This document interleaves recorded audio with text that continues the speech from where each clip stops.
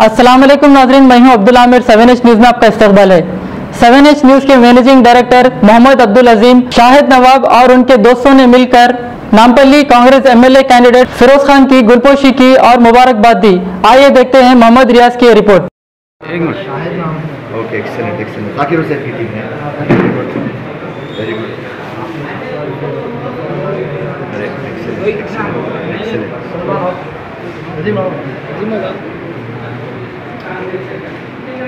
इलियास भाई,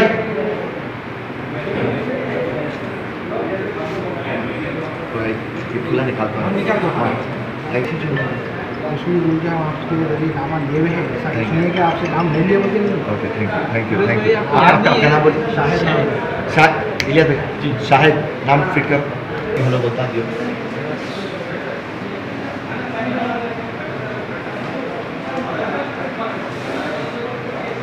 है शहर की खबर है, गाँव की खबर है, सारी दुनिया की। 7H न्यूज़ पसंद आए तो लाइक कीजिए, शेयर कीजिए और सब्सक्राइब करना ना भूलें। 7H न्यूज़, आपकी आवाज।